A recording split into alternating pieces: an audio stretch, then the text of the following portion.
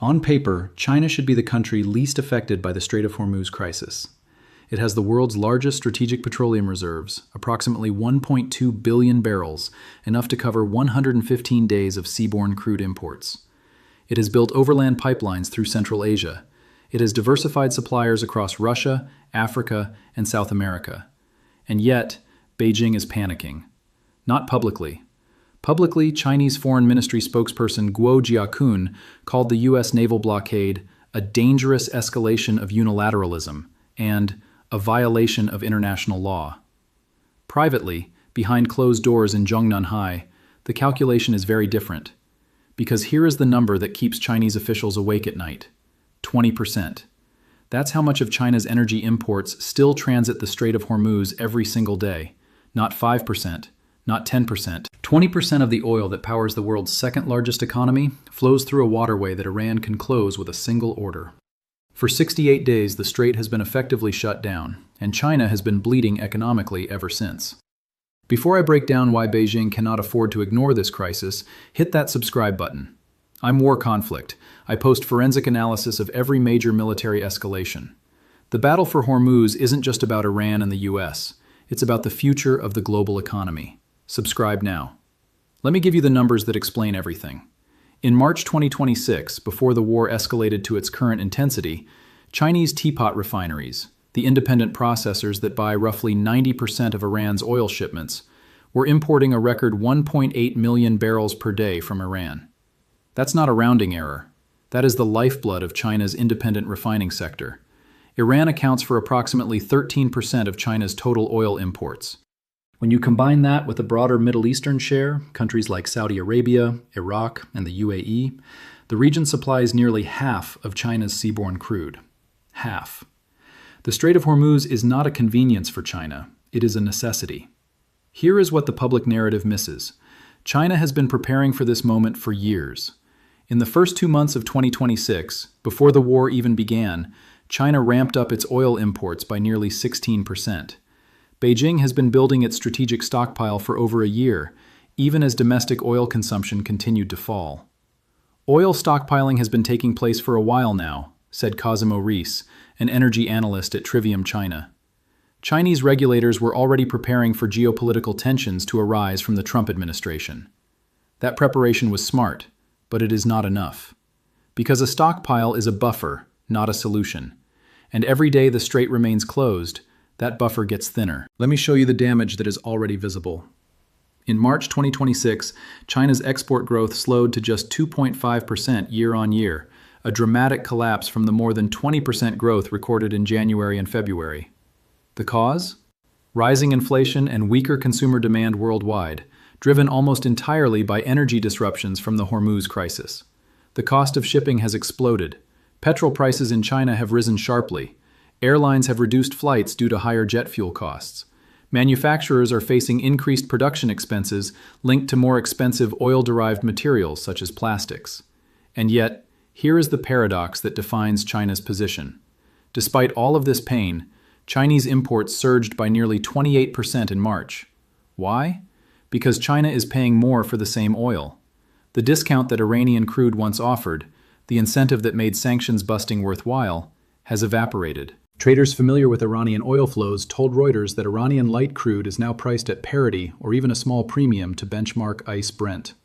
For the first time in years, Iranian oil is no longer a bargain. The discount that made the entire shadow fleet operation profitable has flipped to a premium. Demand is eroding. But China cannot stop buying, because if China stops buying Iranian oil, Iran's economy collapses. And if Iran's economy collapses, the regime's grip on power weakens. And if the regime weakens, China loses its most important strategic ally in the Middle East. This is the trap. China is trapped in a relationship it cannot afford to abandon, paying higher prices for oil it cannot afford to lose, while watching its export economy crater under the weight of global instability. Here is what the Western media refuses to acknowledge. The relationship between China and Iran is not one-way exploitation. It is mutual dependency. And that mutual dependency is the key to understanding why Beijing cannot ignore this crisis. China buys approximately 80 to 90% of Iran's oil exports. That is not a buyer-seller relationship. That is a lifeline. Without Chinese purchases, Iran's oil revenue collapses. Without Iranian oil, Chinese teapot refineries shut down. According to the U.S. Treasury Department, China is funding the largest state sponsor of terrorism by continuing to purchase Iranian crude. Treasury Secretary Scott Bessent put it bluntly on Fox News. Iran is the largest state sponsor of terrorism, and China has been buying 90% of their energy, so they are funding the largest state sponsor of terrorism. China's official response is denial and deflection. Chinese Foreign Ministry spokesperson Lin Jian called reports of Chinese military support to Iran purely fabricated and warned that if the U.S. imposes tariff hikes on China based on these accusations, China will respond with countermeasures. But here is what China cannot deny. Kepler data shows that a VLCC named Haunkayo, carrying 2 million barrels of Iranian oil, arrived at China's Yantai port in late April. The cargo initially loaded from Iran's Karg Island and was transferred twice to another ship en route to disguise its origin. This is not legitimate trade.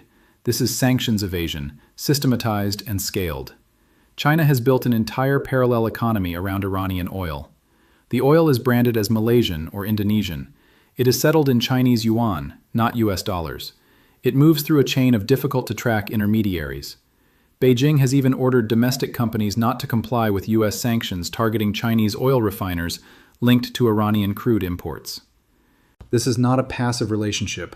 This is active, deliberate, strategic defiance of U.S. sanctions, and it is the reason China cannot walk away from the Hormuz crisis, because China has already bet billions on Iran's survival.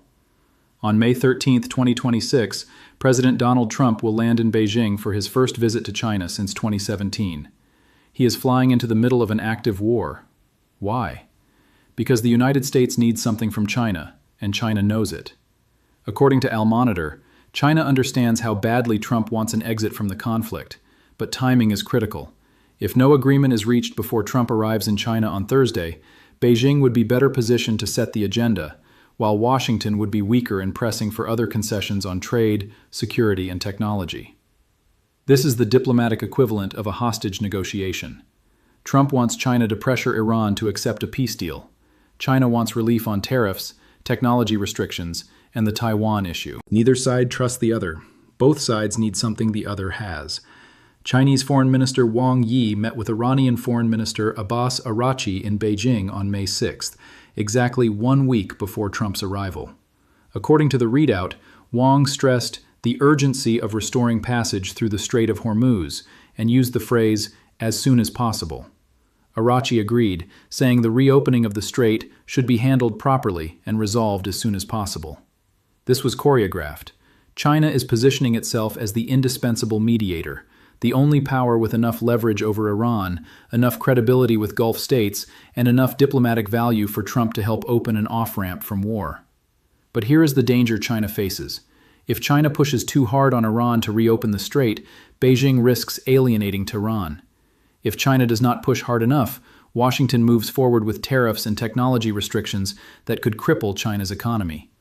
The Strait of Hormuz is not the battlefield. It is the bargaining chip, and China is holding it. Let me tell you what China's endgame actually looks like, because it is not what most analysts assume. According to Al Monitor, early in the war, China concluded that the U.S. and Israeli goals of forcing regime change or securing denuclearization in Iran were unrealistic. That assessment only hardened as the conflict dragged on and the Iranian system consolidated control. From Beijing's perspective, the war then became an opportunity to weaken the U.S. position, expand its own leverage, and present itself as a potential broker. China is not trying to end the war for humanitarian reasons.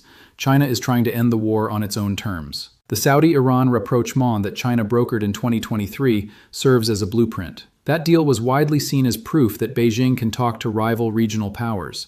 A Hormuz deal would introduce China as a global security player via the Middle East, not just an economic one. More importantly, the trajectory of the conflict suggests that Iran will emerge more dependent on China after the war, especially with the hits to its infrastructure, its ballistic missile program, and its currency and economy. The ascendance of the Iranian Revolutionary Guard Corps in Iran points to a more authoritarian and militarized form of government that is likely to lean heavier on Beijing. This is the prize China is playing for: a post-war Iran that is economically dependent, politically aligned, and strategically subordinate to Beijing. A Gulf region where China is the trusted mediator, not the United States. A global order where Chinese currency, not the dollar, settles oil transactions. The Strait of Hormuz crisis is not a problem China wants to solve. It is an opportunity China wants to exploit. Here is what the next 30 days will determine. Trump lands in Beijing on May 13th. The Iran war has been raging for 75 days. The Strait of Hormuz has been effectively closed for over 2 months. Global oil prices are at multi-year highs. Shipping costs have exploded, and two of the world's largest economies are staring at each other across a negotiating table, each holding a knife to the other's throat.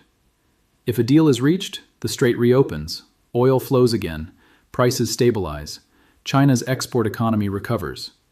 If a deal is not reached, the war continues. The U.S. blockade tightens, Iran retaliates, China's teapot refineries run dry, and the global economy tips into a recession that no one can stop. But here is the truth that no one in Beijing or Washington will say out loud. The Strait of Hormuz crisis was never about Iran. It was always about China. Iran is the battlefield. China is the prize. The United States is not fighting to liberate the Iranian people or secure Israel's borders. The United States is fighting to prevent China from establishing a strategic foothold in the Middle East that would challenge American dominance for decades. China is not buying Iranian oil to keep its refineries running. China is buying Iranian oil to keep Iran alive as a client state, a permanent thorn in America's side, a permanent distraction, a permanent drain on U.S. resources. And the Iranian people? They are the terrain on which this superpower war is being fought. Their suffering is the cost of doing business. Their deaths are acceptable losses. This is the real reason China cannot ignore a new Iran crisis in the Strait of Hormuz. Because China helped create this crisis. China fueled this crisis. And now, China is positioning itself to be the only one who can end it, on its own terms, for its own benefit, at whatever cost the rest of the world is willing to pay. I'll be tracking the Xi-Trump summit in the coming days. The deal that emerges, or doesn't, will reshape the Middle East for a generation. If you want the story beneath the story, you know where to find me. This is War Conflict. I'll see you in the next one.